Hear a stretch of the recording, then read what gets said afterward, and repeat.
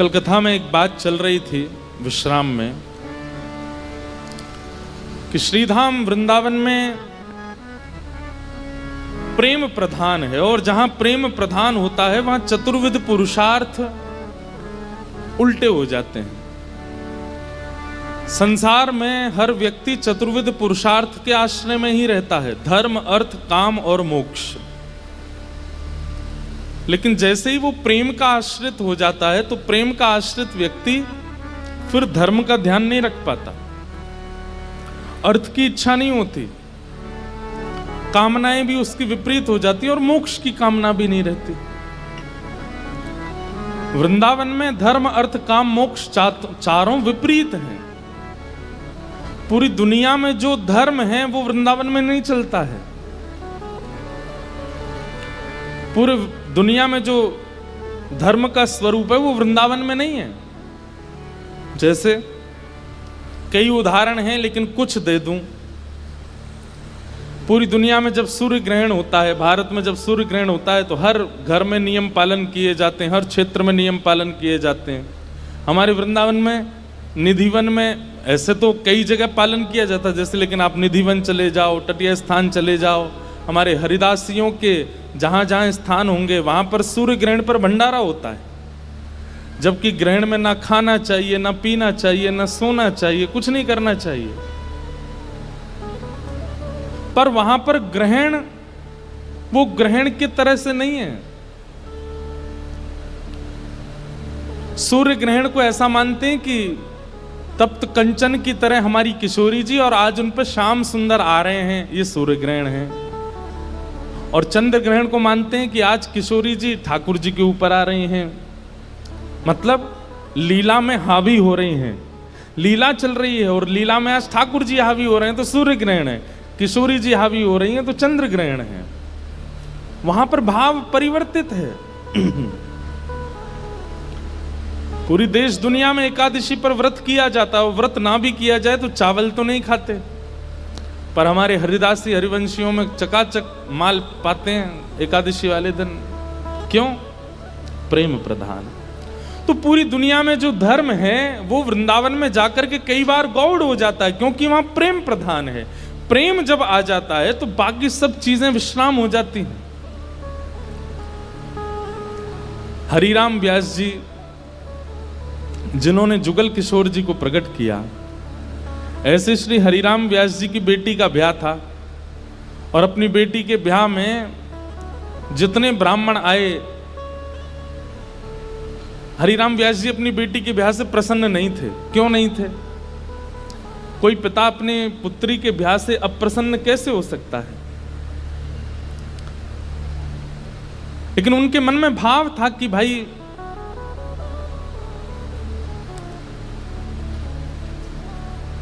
वृंदावन से बाहर क्यों जा रही हो? अपनी बेटी से कह रहे थे कि भाग्य होता है तब वृंदावन प्राप्त होता है, और तुम ब्याह करके अपने पति के साथ विदा होकर के वृंदावन से बाहर जा रही हो, ये मुझे अप्रिय लग रहा है। बेटी ने कहा, पिताजी ये तो स्वभाव है कि बेटी को बाहर जाना ही पड़ता है, और बाहर कहाँ, जहां पति का घर है वहां जाना पड़ेगा। तो हरिराम व्यास जी बोले, तुम्हारे पास दो उपाय हैं। बोले क्या? या तो पति से कहो कि वृंदावन में घर बना ले, या फिर उसी से ब्याह करो जो वृंदावन में रहता हो। पुत्री बोली, पिताजी अब सब बातें हो चुकी हैं और हमें भी जिससे ब्याह हो रहा है वो हमको बड़ा प्रिय है, अब हो जाने दो ब्याह, ठीक है आते रहेंगे वृंदावन। तो इस बात से इतने नाराज हो गए हरिराम व्यास जी कि तुमको व्यक्ति विशेष प्रिय है। अरे हरिराम व्यास जी तो ये तक बोल गए थे कि भाई लंगड़ा हो, वृंदावन का हो तो उससे ब्याह कर लो, कोई गुण ना हो लेकिन वृंदावन का है तो ब्याह करो, क्योंकि वृंदावन रहने को मिलेगा। लेकिन तुम और गुणों को देख करके वृंदावन छोड़ करके जा रही हो, ये तुम्हारा सबसे बड़ा दुर्भाग्य है। तो अपनी बेटी के ब्याह से प्रसन्न नहीं थे, तो हरिराम व्यास जी की पत्नी और बाकी बच्चे बोले, पिताजी को रहने दो नाराज, हम तो ब्याह करेंगे आनंद से। और हरिराम व्यास जी के शिष्य थे ओरछा के राजा मधुकर शाह, उन्होंने पूरी शादी की व्यवस्था की। लेकिन हरिराम व्यास जी की भौएं चढ़ी नहीं। और ज्यादा दुखी तो वे तब हो गए कि उन्होंने एक शर्त रखी, चलो ठीक है ब्याह कर रहे हो तुम, अपनी मर्जी से कर रहे हो, सब ठीक है, लेकिन पहली पंगत वैष्णव जनों को, संत जनों को, रसिक जनों को करानी पड़ेगी। लेकिन जब ब्याह का प्रसंग आता है ना, तो घर के लोग इन सब चीजों पर विश्वास करते नहीं है। घर के सब सदस्य बोले पहली पंगत तो बारात की होगी। बोले पिताजी ने कहा संतों को कराओ। बोले बोलने दो उनको, तुम तो उन्हीं को करा दो। और रही बात संतों की, तो एक काम करते हैं, पहले ही पूड़ी कचौड़ी जो भी बना है दावत में, पहले ही निकाल करके अलग धर देते हैं, जब संत आएंगे उनको पवा देंगे। हरिराम व्यास जी को ये बात पता चल गई तो इतने नाराज हो गए। उनका एक पद भी है,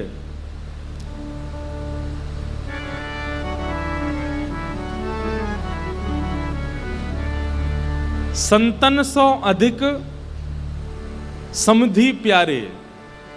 बोले संत इतने प्रिय नहीं है, वो समधि बहुत ज्यादा अच्छा लगता है, उसको तो गरम गरम खवा रहे हैं और संतों के लिए अलग निकाल दिया है। बड़े नाराज हुए, बोले संतों का अपमान कर रहे हो। बेटी बोली पिताजी मेरा ब्याह है, आप बिल्कुल खुश नहीं हो। बोले मुझे खुशी करानी है तो वृंदावन से बाहर मत जाओ। ब्राह्मण लोग आए जो ब्याह पढ़ा रहे थे, तो हरिराम व्यास जी बड़े विद्वान थे, तो ब्राह्मण आकर के बैठे, सबने बैठ करके हरिराम व्यास जी से वार्ता की। तो ब्राह्मण सब बोले व्यास जी कोई अच्छी बात सुनाओ। तो हरिराम व्यास जी पद गाने लगे, वे मरे जिन मेरे घर ब्याह पढ़वायो। सारे ब्राह्मण बोले ऐसा मत कहो भगवान। बोले कि तुम भाग जाओ यहां से, या तो पुत्री को कहो कि वो वृंदावन छोड़ करके नहीं जाए, और यदि वो जाने का मन बना चुकी है तो वो सब मर जाएंगे जिन्होंने ब्याह पढ़ाया।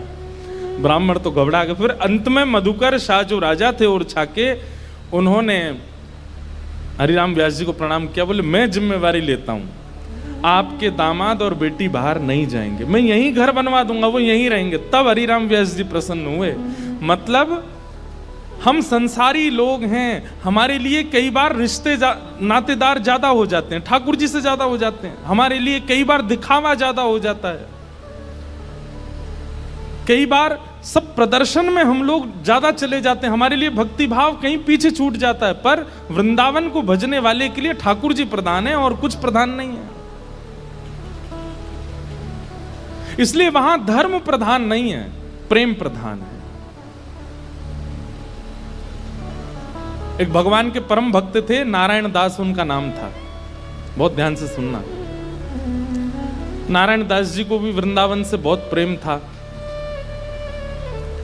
और वृंदावन का प्रेम उन पर ऐसा चढ़ा कि वो गोपी भाव में रहने लगे।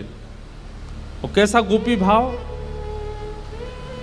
श्रृंगार कर लेते, बिंदी लगा लेते, मांग में सिंदूर भर लेते, बड़े बड़े केश कर लिए थे, पैरों में नूपुर पहनते, हाथों में चूड़ियां पहनते और लहंगा पहन करके और बढ़िया सुंदर श्रृंगार करके किसी के सामने नहीं जाते थे। अपने गोपाल जी उनको तैयार करके, उनका श्रृंगार करके उनका भोग लगा के उनके सामने नाचते थे, अपने ठाकुर जी के आगे, और किसी को नहीं दिखाते थे, बस अपने ठाकुर जी को दर्शन कराते थे। नाचते थे, गाते थे, रिझाते थे, और फिर नाचते नाचते फिर प्रसादी सिद्ध करते, प्रसादी सिद्ध करके फिर राजभोग करा देते, व्यारू करा देते, कलेऊ करा देते, ठाकुर जी के अष्टाम लीला करते, अष्टयाम भोग धराते, लेकिन नृत्य और गायन ये दो सेवा नहीं छोड़ते थे। लेकिन धीरे धीरे वैष्णवों ने उनको देखना, ढूंढना शुरू कर दिया, लोग उनकी कुटिया में जाने लगे। तो वैष्णवों को तो वो बैठने देते थे, बोले आप सब तो ठाकुर जी के समान हो, आपके सामने तो मैं नाच सकता हूं। सब लोग इधर देखो, ध्यान से, आवाज आ रही है हमारी? नृत्य कर रहे थे। नृत्य की ख्याति ऐसी हुई कि एक बार एक बहुत श्रेष्ठ नृत्य करने वाला व्यक्ति आया। और उसको किसी ने कहा कि भाई हमारे यहाँ एक साधु हैं, वो किसी के आगे नृत्य नहीं करते, ठाकुर जी का, एक बार उनके नृत्य देख लो आप। तो बहुत बड़े नृत्य करने वाले ने जब उनका नृत्य देखा तो वो बोला कि महाराज मैं बड़े बड़े दरबारों में जाकर के नृत्य करता हूं, ऐसा नृत्य मैंने आज तक नहीं देखा। सब लोगों ने कहा बोले भैया ये ठाकुर जी के लिए नृत्य करते हैं। लेकिन उस नृत्य करने वाले ने किसी बादशाह को खबर करा दी कि वृंदावन में एक महात्मा है, और बोले वो गोपी बनकर के अपने ठाकुर जी के आगे नृत्य करते हैं और गाते हुए नृत्य करते हैं, ऐसा नृत्य मैंने आज तक नहीं देखा। अब बादशाह के तो मन में आ गई कि मुझे उनका नृत्य देखना है, और प्राचीन काल के राजाओं के मन में आ जाए और वो ना मिले तो वो तो मारने तक आतुर हो जाते थे। उन्होंने अपने सैनिकों को भेज करके कहा कि आपको नृत्य करने के लिए बादशाह ने बुलाया है, या तो चलिए, और अगर आप इनकार करोगे तो आपकी कुटिया जला देंगे, आपके ठाकुर जी छीन लेंगे और फिर कभी नृत्य करने लायक बचोगे नहीं। ऐसी स्थिति पड़ गई।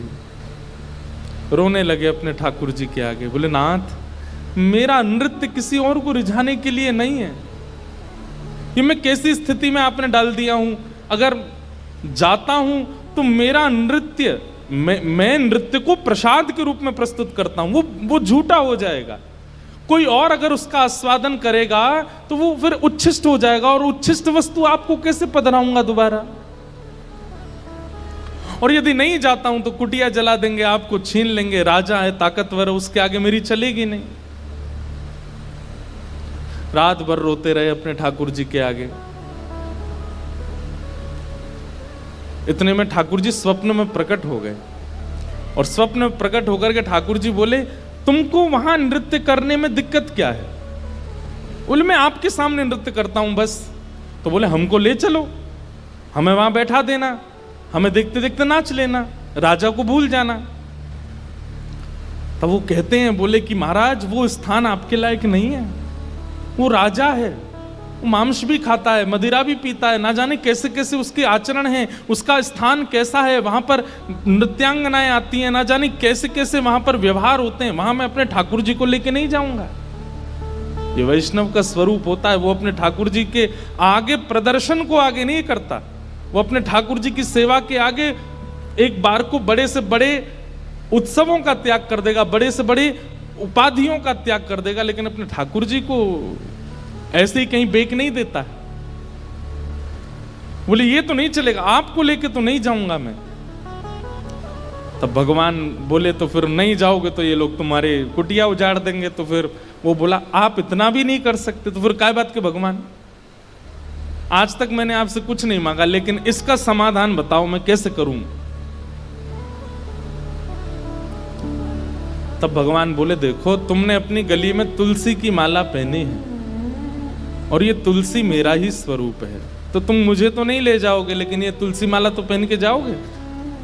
इनको तुम एक सिंहासन पर पधरा देना, और इनको मेरा ही रूप मान करके, मुझे अनुभव करके, मेरा आभास करके तुम वहां नृत्य कर देना। नृत्य भी हो जाएगा, मेरे सन्मुख भी हो जाएगा, और तुम्हारा बात भी बनी रहेगी। नारायण दास जी बोले भगवान पक्का ना ये तुलसी आपका ही? बोले पक्का 110% मेरा ही स्वरूप है, जाओ। नारायण दास जी गए और राजा के यहाँ जाकर के बोले महाराज मैंने गले में जो ये माला पहनी है बड़ी तुलसी की, इसके लिए मुझे एक आसन दे दो, मैं इनको पधरा करके फिर नाचूंगा, नहीं तो ये तो विक्षेप डालेंगे। पधरा करके आसन पर, और जैसे ही नृत्य करने लगे उनके मन में कदापि ये भाव नहीं आया कि ये तुलसी हैं, ये केवल माला है। यही सोचने लगे श्याम सुंदर हैं। श्याम सुंदर विचार करके जब घूमने लगे नृत्य करते करते, तो हर घूमने के बाद एक बार देखते, और जब द्रुत गति से घूमने लगे, चक्र लेने लगे, लेते लेते लेते उनको वहां तुलसी नहीं साक्षात सचल त्रिभंग लली श्याम सुंदर दिखने लगे। आज तक अपनी कुटिया में नृत्य किया था तो कभी ठाकुर जी ऐसे प्रत्यक्ष प्रकट नहीं हुए, लेकिन आज उस दरबार में ठाकुर जी प्रत्यक्ष प्रकट हो गए। क्यों? उनकी भावना से रीझ करके ठाकुर जी प्रकट हो गए, और जैसे ही ठाकुर जी प्रकट हुए वो चक्र लेते लेते लेते लेते लेते वहीं उन्होंने प्राण त्याग दिए और ठाकुर जी में विलीन हो गए। नारायण दास जी, कहने का अभिप्राय क्या? वृंदावनियों को और वृंदावन भजने वालों को कई बार व्यवहार प्रधान नहीं होता। उनके लिए धर्म प्रधान नहीं है, उनके लिए अर्थ प्रधान नहीं है, उनके लिए काम प्रधान नहीं है, उनके लिए मोक्ष भी प्रधान नहीं है, उनके लिए केवल प्रेम प्रधान है। हमारे आप लोग जाएंगे तो आप क्या कहेंगे, कहां जा रहे हो? बोले बरसाने जा रहे हैं, राधा रानी का दर्शन करने। लेकिन अगर कोर ब्रजवासी से पूछोगे कहां जा रहे हो, बोले बरसानो जा रहे हैं लाडली जी को दर्शन करवे। क्या बोलेंगे? लाडली जी। क्यों? प्रेम प्रधान हो जाता है। वहां पर भगवत तत्व की बात नहीं करते। कोर वृंदावनवासी से पूछोगे, आपसे पूछे कहां जाओ, राधा रमन जी दर्शन करने जा रहे हैं, पर बिल्कुल वृंदावनवासी होगा तो बोलेगो श्री लालजू को दर्शन करवे जा रहे हैं। और एक और बात बताऊं, और ज्यादा उपासक वृंदावन के वो क्या बोलेंगे? श्री जी को दर्शन करवे जा रहे हैं। श्री जी, हमारे वृंदावन में ठाकुर जी को भी श्री जी बोलते हैं, किशोरी जी को भी श्री जी, ठाकुर जी को भी श्री जी। श्री जी बोलते हैं तो समझो युगल का नाम बोला गया है, अकेली किशोरी जी नहीं है श्री जी। श्री जी माने ठाकुर जी और किशोरी जी दोनों। श्री माने राधा रानी और जी कौन है? बोले लाल जी, श्री जी। वृंदावन में प्रेम प्रधान है, धर्म अर्थ काम और मोक्ष नहीं है। वेदव्यास जी महाराज को नारद जी महाराज यही बात समझा रहे हैं कि नारद जी, व्यास जी, आपने जितने भी ग्रंथ लिखे हैं सब में धर्म अर्थ काम और मोक्ष की प्रधानता बताई है, आपने अभी तक प्रेम की प्रधानता नहीं बताई, इसलिए आपका मन अशांत है। प्रेम की प्रधानता बताओ, प्रेम की प्रधानता करो। और वेदव्यास जी महाराज बोले प्रेम की प्रधानता में क्या कहूं मैं? तब नारद जी कहते हैं, न यद वचश्चित्रपदम हरेर यशो जगत पवित्रम प्रगणित करहिचित तद्वायुषम तीर्थमुशन्ति मानसा न यत्र हंसा निर्मत्य शिक्षय।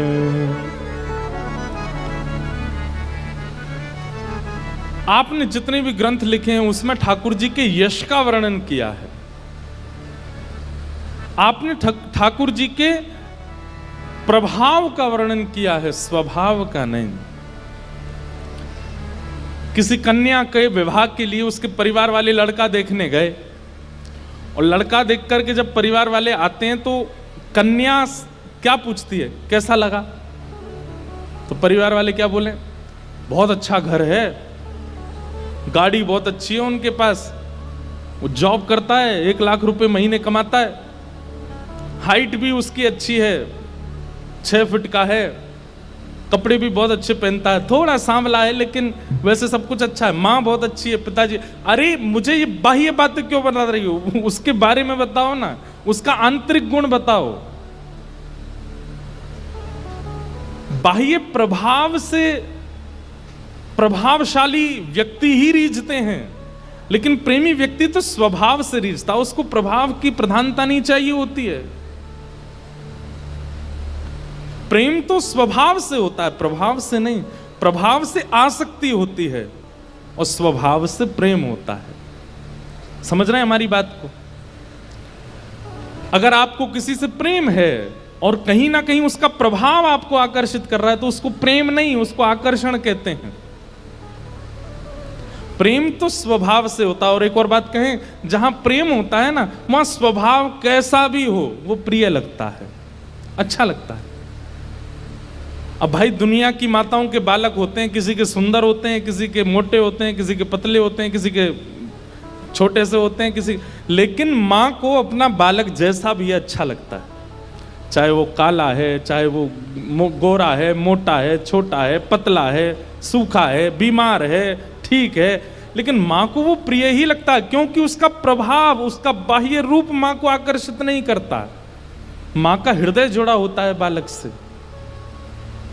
ठीक वैसे ही हे व्यास जी महाराज, आपने जितने भी ग्रंथ लिखे हैं उनमें प्रभाव का वर्णन किया है, और प्रभाव से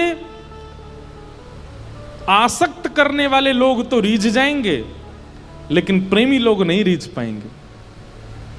आपने जितने भी ग्रंथ लिखे हैं, इन ग्रंथों को सुन करके, पढ़ करके कामनाओं की पूर्ति करने वाले लोग रीझ जाएंगे, यज्ञ अनुष्ठान करने वाले लोग रीझ जाएंगे, फल की प्राप्ति करने वाले लोग रीझ जाएंगे, लेकिन जिनका जीवन धन केवल प्रेम है वो कैसे रीझेंगे? उनके लिए तो आपको स्वभाव बताना पड़ेगा ठाकुर जी का।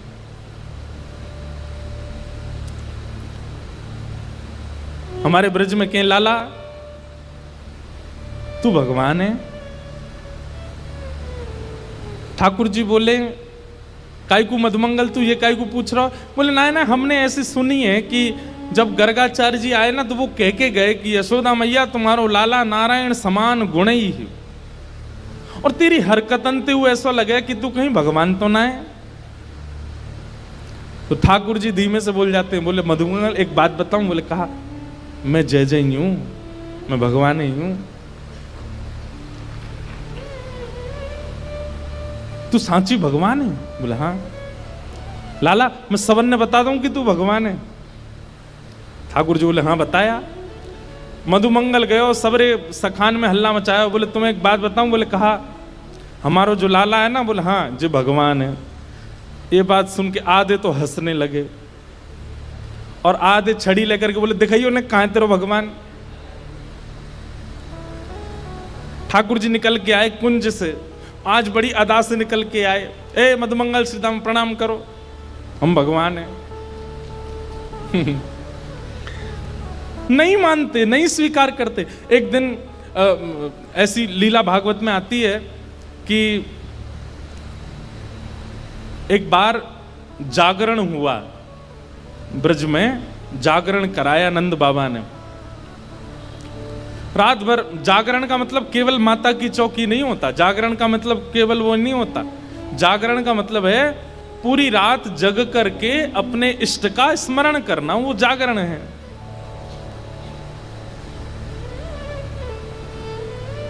रात भर जागरण चला, तो जागरण के काल में जैसे ही थोड़े ब्रह्म मुहूर्त का समय हुआ, तब घड़ी तो होती नहीं थी। अंदाजा लगाया तो नंद बाबा को लगी कि भाई ब्रह्म मुहूर्त है, क्यों मैं स्नान करवे जाऊं। तो जैसे ही नंद बाबा ने यमुना जी में प्रवेश किया, तुरंत इनको यम के दूत ले गए, क्योंकि अब तो नहीं ऐसा होता, पर नदियों में भी स्नान करने का समय होता है। ब्रह्म काल से पहले अगर आप नदी स्नान करते हैं तो वो देवताओं का समय होता है, उस समय देवता स्नान करने आते हैं, उस समय नहीं करना चाहिए। और सूर्य उदय के बाद नदियों में स्नान का विधान राक्षसों का है, इसलिए तब भी नहीं करना, ब्रह्म मुहूर्त में ही करना चाहिए। और जब त्रिकाल संध्या और त्रिकाल स्नान का भाव है तब कोई ऐसी बात नहीं, पर प्रथम स्नान मानव का ब्रह्म मुहूर्त में ही होना चाहिए, ऐसा शास्त्र आज्ञा है। तो नंद बाबा देव काल में चले गए, और जैसे ही नदी में स्नान करने पहुंचे तो गंधर्वजन इनको पकड़ के ले गए। जब नंद बाबा बहुत देर तक नहीं आए तो सबने जाके ठाकुर जी से कही, तो ठाकुर जी गए और ठाकुर जी ने यमुना जी में प्रवेश करके गंधर्व लोक में जाकर के नंद बाबा को वहां से छुड़ाया और वापस लेकर के आए। तो जैसे ही नंद बाबा वापस आए तो सब ब्रजवासियों ने घेर लिया। सब लोग इधर देखो, सब ब्रजवासी बोले, बाबा तुम कहां चले गए? रात में गए, अब निकल के आए हो। मधुमंगल श्रीदाम बोले, बाबा हमें तो यूं बताओ, इतनी देर तुमने सांस कैसे ली भीतर, तुम चले कहां गए? बाबा बोले, भैया दो देवता मुझे पकड़ के ले गए, मैंने देव काल में स्नान कर लियो। बोले फिर? बोले कछु ना, बड़े बड़े महल बने, बड़े बड़े लंबे चौड़े देवता ऐसे सुंदर कि देखते रह जाओ। मैंने इंद्र को दर्शन कियो, मैंने सबरे देवता देखे वहां पे। और फिर बाबा फिर कब आयो? बोले इतने में ही लाला आयो, और जैसे ही लाला आयो, लाला के आते सब या को प्रणाम करने लगे, सब या के चरणन में नतमस्तक है गए, सब या की बलैया लेने लगे, गंधर्वजन या की आरती करने लगे। बात तो सुनो पूरी। और सब ब्रजवासी टेढ़े टेढ़े देख रहे हैं, लाला है या पूज रहे हम बे या की पूजा कर रहे हो इंद्र? हम बे। ठाकुर जी इतरा रहे सामने खड़े खड़े, बोले तुम्हें ही ना पूजा मो, सबरे पूजे हैं तीनों लोक में। सबरे बोले बाबा सच में यहाँ की पूजा भाई वहां पे? बोले हाँ। अब तो ठाकुर जी का यश बढ़ गया। अब तो महाराज निमंत्रण आने लगे घर घर से, लाला हमारे घर भोजन करवे आ जाइयो, हमारे घर सोवे आ जाइयो, हमारे घर शरबत पीवे आ जाइयो, छाछ पीवे। अब ठाकुर जी तो मधुमंगल सीतामा से कह रहे हैं, आज की भाषा में कहें तो अपॉइंटमेंट लेते जाओ कहां कहां जाना है। ठाकुर जी का यश हो गया इतना वृंदावन में कि भैया या तो देवता भी जाने। एक दिन सब ब्रजवासियों ने कही, लाला तू सांची भगवान है, तू सांची बता दे, सौगंध खा के तू सांची भगवान है। ठाकुर जी बोले अगर मैंने बता दिया कि मैं भगवान हूं तो आप क्या करोगे? पूजोगे मुझे? लाला पूजेंगे तो ना भाई, तो तू भूल जा, लेकिन हमारी एक इच्छा है। बोले का एक बार वैकुंठ देखनो चाहे, वैकुंठ है कैसो? लाला तू अगर सांची भगवान है तो एक बार वैकुंठ दिखाला हमें। ठाकुर जी बोले मेरे हाथ पकड़ो। सब रे ग्वाल बालन ने ठाकुर जी के हाथ पकड़े, बोले नेत्र बंद करो। जैसे ही नेत्र बंद किए, अंतर ध्यान सब ग्वाल वालों को लेकर के ठाकुर जी को सीधे वैकुंठ पहुंच गए। हाँ भाई सबरे नेत्र खोलो। जैसे ही नेत्र खोले तो विशाल स्वर्ण का किवाड़ लगी है और जय विजय राजा, जय विजय द्वारपाल खड़े हैं। ठाकुर जी के जाते सब जय जयकार करने लगे, द्वार खुल गए, पुष्प वर्षा हो रही है, सहनाइयां बज रही हैं, मृदंग बज रहे हैं, सुंदर गाजे बाजे हो रहे हैं। सब देवी देवता दौड़े दौड़े आ रहे हैं। कोई कमल लेकर के आ रहे हैं, कोई माला लेकर के आ रहे हैं, कोई अक्षत लेकर के आ रहे हैं, कोई अगरबत्ती धूप बत्ती कर रहे हैं। ठाकुर जी की जय जयकार हो रही है। मधुमंगल श्री दामा सबरे बोले लाला ने परिचय तो करा दे। ठाकुर जी बोले देख वो सामने खड़ो तुम्हारो इंद्र, जाए तुम इतने सालन से पूज रहे, वो खड़ो इंद्र। बोले लाला ये इंद्र है? बोले हाँ। या के हाथी पे हमें बैठा दे एक बार। ठाकुर जी बोले इंद्र इधर आओ, अपने हाथी को लेके आओ। हाथी आ गया, ऐरावत हाथी। सब रे ग्वाल बाल चढ़ गए उसके ऊपर। ठाकुर जी लेकर के पूरे वैकुंठ में घुमा लाए, नीचे उतर आए। बोले लाला बहुत जोर को हाथी है, या ले चल वृंदावन, अपने पास ही धरेंगे, वहीं घूमे करेंगे यहाँ पे। ऐरावत हाथी की बहुत सारी सूंड हैं और अद्भुत उसका स्वरूप है, श्वेत रंग का वो है। ब्रजवासी बोले लाला हमने सुनी है ब्रह्मा के 4 मुंह हैं, एक बार दिखा दे। ठाकुर जी ने ब्रह्मा जी को बुलाया, ब्रह्मा जी आ गए। ब्रह्मा जी जैसे ही आए तो मधुमंगल श्रीदामा जाके स्पर्श करके उनके मुख देख रहे हैं, सच्ची के हैं कि नकली हैं। लाला ये तो सांची है। सब जगह ठाकुर जी ने घुमाया, जिस देवी देवता से मिलना चाहते थे सबको प्रकट कर दिया।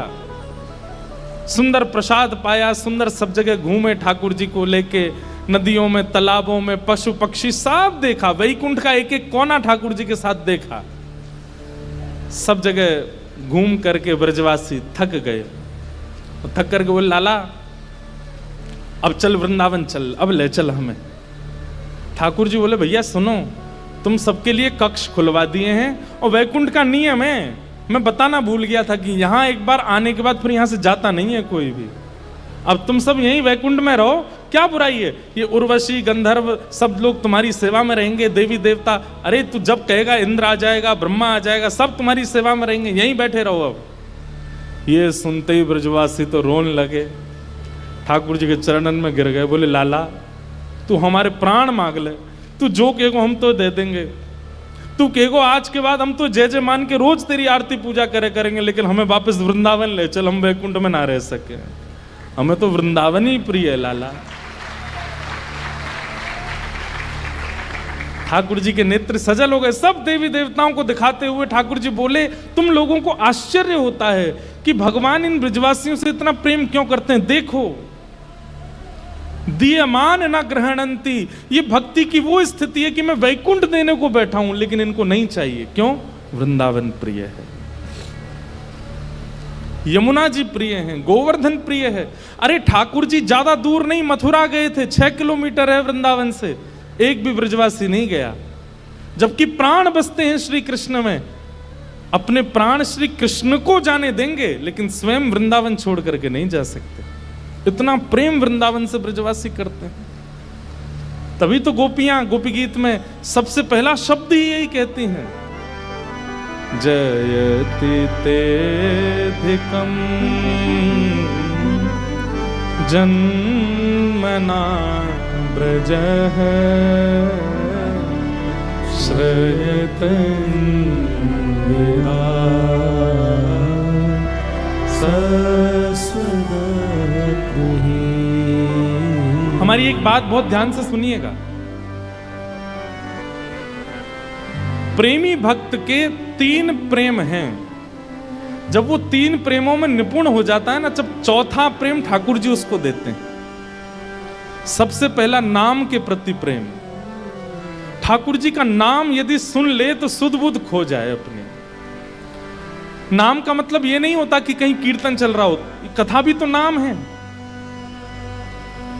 उल्लासनगर के वसंशा दरबार में कथा हो रही है और आप घर पर बैठ कर के आनंद कर रहे हो, ये प्रेमी भक्त के साथ हो ही नहीं सकता, वो विचलित हो जाएगा। मुझसे इतनी दूरी पर, यहां पर कितने वैष्णव, आज हमने तो बोला भी नहीं था कि मैं आज मिलूंगा, फिर भी इतने लोग आए आज। वो कहां से, 3 घंटा दूर, 2 घंटे दूर, 4 घंटे दूरी से। क्यों? ये नाम के प्रति प्रेम है। आप अपने 100 काम छोड़ देंगे, लेकिन ठाकुर जी की लीला कथा नाम नहीं छोड़ सकते। सबसे पहला प्रेम नाम के प्रति। दूसरा प्रेम लीला के प्रति प्रेम। मतलब जैसे ही कोई लीला सुनाई जाती, अभी हमने ये वैकुंठ दर्शन लीला सुनाई, तो ये लीला सुनते ही नेत्र बंद हो गए, वो प्रत्यक्ष दिखने लगा। ठाकुर जी कैसे जा रहे हैं, मधुमंगल ने कैसे हाथ पकड़ा होगा, इंद्र के ऐरावत हाथी पर कैसे बैठे होंगे, और फिर वापस ब्रज आने के लिए कैसे रोने लगे होंगे सब ब्रजवासी। ये लीला तुरंत मन में स्फुरित होने लग जाए। ये लीला के प्रति प्रेम, नाम के प्रति प्रेम, लीला के प्रति प्रेम और धाम के प्रति प्रेम। कोई कह दे कि मैं वृंदावन जा रहा हूं, तो उसके प्रति ऐसी भावना आने लग जाए, कितना सौभाग्यशाली वृंदावन जा रहा है। कोई कह दे कि मैं वृंदावन से आ रहा हूं, तो उसके प्रति ये बात होने लग जाए कि इसके मोतियों से आरती उतार लूं, वृंदावन से आया है। ऐसा धाम के प्रति स्नेह। ये 3 प्रेम अगर आपके चित्त में प्रकट हो गए, नाम के प्रति, लीला के प्रति और धाम के प्रति, तो फिर ठाकुर जी चौथा प्रेम स्वयं देते हैं, अपने रूप के प्रति, अपने स्वरूप के प्रति। ठाकुर जी अपना रूप दे देते हैं। फिर रूप के प्रति प्रेम मतलब अपने आप को प्रकट कर देते हैं आपके सामने।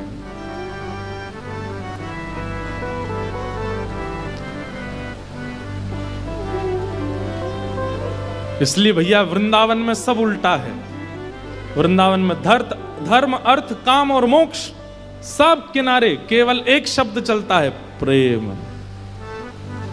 प्रेम। आज नारद जी वेद व्यास जी से वही कह रहे हैं कि हे नारद जी, आप प्रेम का वर्णन करो। आपने धर्म का, अर्थ का, काम का, मोक्ष का वर्णन कर दिया, अब ठाकुर जी के स्वभाव प्रेम का वर्णन करो। और उसी स्वभाव प्रेम के वर्णन के रूप में श्रीमद् भागवत संहिता वेद व्यास जी के द्वारा रचना की गई। बोलो भागवत महापुराण की जय। श्रीमद् भागवत ज्ञान भी दे सकती हैं, श्रीमद् भागवत वैराग्य विरक्ति भी दे सकती हैं, लेकिन श्रीमद् भागवत जी से यदि प्रेम प्राप्त नहीं हुआ तो आपने कुछ प्राप्त नहीं किया। दीनता आ जाए, प्रेम आ जाए, सहजता आ जाए, सरलता आ जाए, निर्मलता आ जाए, तब समझो कि आप भागवत के आश्रय में रहे हो। कई बार भागवत का आश्रय लेने वाले ज्ञानी ज्यादा हो जाते हैं, कई बार भागवत का आश्रय लेने वाले विरक्त ज्यादा हो जाते हैं, वैरागी ज्यादा हो जाते हैं, निर्मोही ज्यादा हो जाते हैं। लेकिन श्रीमद् भागवत के आश्रय लेने वाला तो प्रेमी हो जाए, प्रेम से ओतप्रोत हो जाए।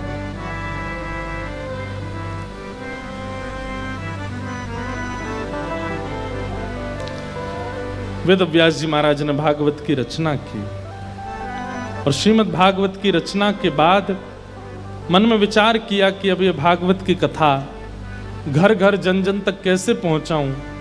तब अपने पुत्र श्री सुखदेव जी को श्रीमद् भागवत जी का ज्ञान प्रदान किया कि यम प्रव्रजन्तमनुपेत अपेत कृत्यम द्वैपायनो विरह कातर्याजुहाव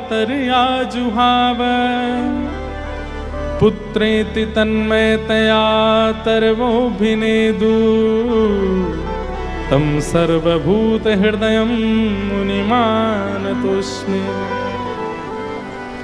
हमारे वृंदावन में ना, पता नहीं आज वृंदावन ही वृंदावन आ रहा है मन में ज्यादा। हमारे वृंदावन के विषय में गौड़िया वैष्णव संप्रदाय के ग्रंथ में ऐसा वर्णन करते हैं कि वृंदावन विपरीत है। यहां पर ना का मतलब हां है और यहां पे हां का मतलब ना है।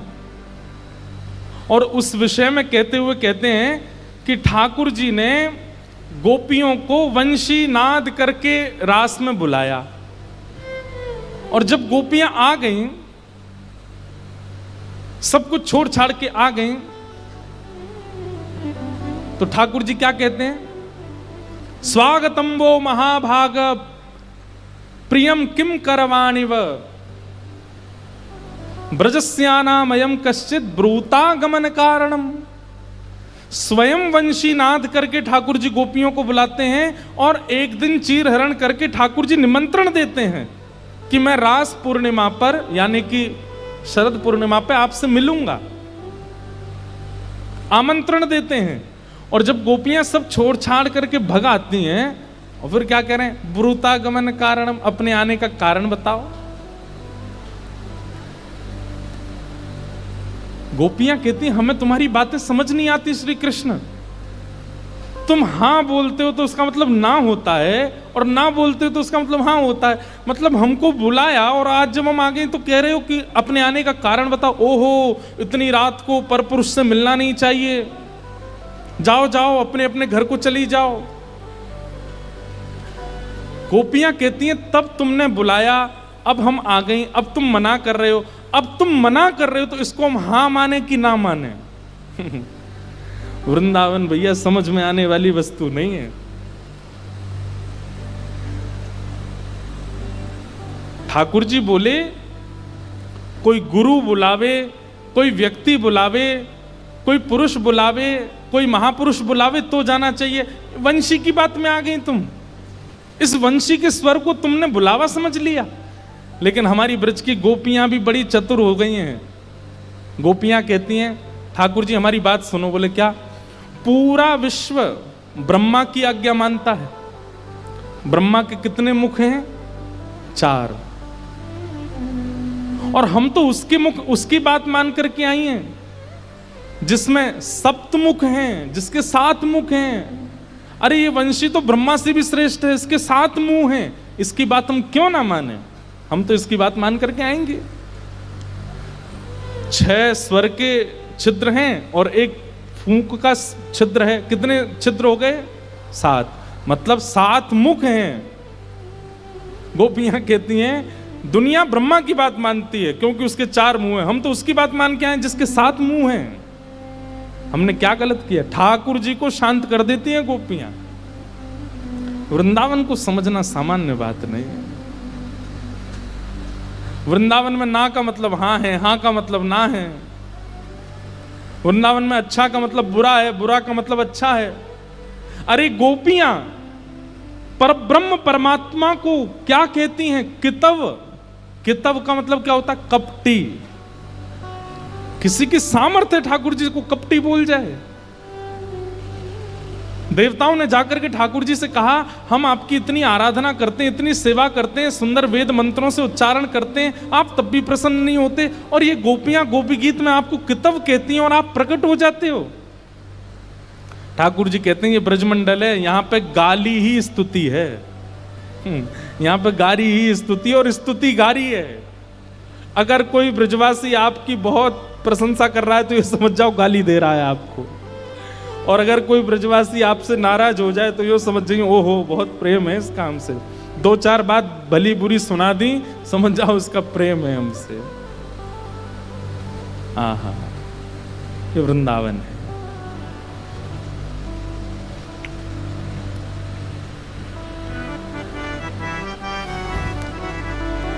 एक बार रहीम जी का नाम सुना, रहीम दास, जिनके दोहे हैं, रहीमन दागा प्रेम का मत तोड़ो चटकाए, जोड़े से फिर ना जुड़े, जुड़े गांठ पड़ जाए। तो एक बार रहीम दास जी गोवर्धन में श्रीनाथ जी का दर्शन करने गए। एक तो अल्हड़ भेष में रहते थे, ऊपर से इनके किसी कारण से इनको मंदिर में नहीं घुसने दिया, और जैसे ये मंदिर में घुसने लगे तो लोगों ने इनको धक्का दे दिया, कहां घुसे चले जा रहे हो, यहां पर विजातियों का प्रवेश नहीं है और तुम्हारे जैसों का तो बिल्कुल प्रवेश नहीं है।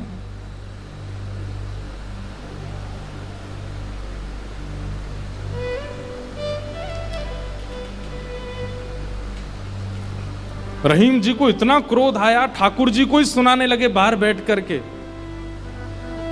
बोले आप कैसे परमात्मा हो, कैसे स्वामी हो, कैसे भगवान हो, इतनी दूर से मैं चल करके आया और आप मुझे दर्शन नहीं दे रहे हो, लोगों के द्वारा मुझे बाहर करवा रहे हो। इतने क्रोध में आ गए श्री रहीम जी। ठाकुर जी भीतर खड़े खड़े उनको पसीना आने लगा, बाहर खड़े खड़े रहीम जी गुस्सा कर रहे हैं। गुसाई जी भोग लेकर के गए, पर्दा जैसे किया, ठाकुर जी बोले हमको नहीं पाना। ठाकुर जी कुछ और बना के ले आऊं, ठाकुर जी बोले हमको वो भी नहीं पाना। गुसाई जी को लगा ठाकुर जी बहुत नाराज हैं, 56 भोग बनाओ। 56 भोग लेकर के गए, ठाकुर जी बोले बिल्कुल नहीं पाना, हमारा मन नहीं है। स्पष्ट ठाकुर जी बता भी नहीं रहे कि बात क्या है, लेकिन जो जो गुसाई जी प्रस्तुत कर रहे हैं सबके लिए मना करते जा रहे हैं, मुझे नहीं पाना। अंत में गुसाई जी ने कहा, बोले जय जय, कोई अपराध बना हमसे? ठाकुर जी मुंह फुला के बैठे हैं, कुछ नहीं बोले। बोले मैं क्यों बताऊं? गुसाई जी समझ गए, बोले कि ओहो कोई अपराध ही बना है। तुरंत सबको बुलाया, बोले भैया आज किसी का अपमान किया, किसी का अपराध किया, कुछ हुआ था क्या दिन भर में? तब द्वारपालों ने बताया, बोले महाराज आज एक आया था, वो विजातीय था, उसके वस्त्र भी अच्छे नहीं थे, वो देखने में भी अजीब सा लगा, हमको लगा मंदिर में जाके उपद्रव करेगा, इसलिए हमने घुसने नहीं दिया, हमने उसको निकाल दिया। गुसाई जी समझ गए, बोले ओहो उसी के लिए ठाकुर जी ऐसे हो रहे हैं। वो निश्चित ही ठाकुर जी का कोई परम भक्त है और उसको ठाकुर जी, वो ठाकुर जी का दर्शन करने नहीं आया था, ठाकुर जी ने उसको देखने के लिए बुलाया था, ठाकुर जी देखना चाहते थे और तुमने उसको यहां से बाहर कर दिया। अब एक काम करो, बोले क्या, सुंदर प्रसाद बनाओ, प्रसाद बना करके सिद्ध करके, वो यहीं कहीं बैठे होंगे, ज्यादा दूर गए नहीं होंगे, उनको लेके आओ। मंदिर में प्रसाद सिद्ध हो रहा था रहीम जी को प्रसन्न करने के लिए, लेकिन ठाकुर जी इतने व्याकुल हो गए, बोले अभी तो चूल्हा जलाएंगे, कढ़ाई धरेंगे, तब कुछ बनाएंगे, तब तक रहीम जी वृंदावन पहुंच जाएंगे। इतने में ठाकुर जी ने क्या किया, ठाकुर जी के सामने जो सोने की थाल में प्रसाद रखा था, ठाकुर जी ने वो थाल उठाया बड़ा सा और अपने कंधे पर रखा, खुद ही चले गए, स्वयं ही चले गए। यहां रहीम जी गोविंद कुंड पर बैठे थे, खूब गुस्सा हो रहे थे, ठाकुर जी को भली बुरी सुना रहे थे। लेकिन जैसे ही देखा गिरिराज पर्वत से उतरते हुए श्याम सुंदर आ रहे हैं, और झांकी कैसी है, कटिकाचनी पहनी है, मोरपुच्छ पहना है, जो स्वरूप ठाकुर जी का ऐसा रहता है, हाथ में वंशी लेकर के, और ठाकुर जी यहाँ कंधे पर विशाल थाल लेकर के ऐसे उसको संभालते हुए ठाकुर जी आ रहे हैं। आहा, रहीम जी के लिए रहीम दास जी ने उसी समय ठाकुर जी की छवि का वर्णन किया, बहुत सुंदर। क्या वर्णन करते हैं, कैसे लग रहे हैं श्याम सुंदर। आहा,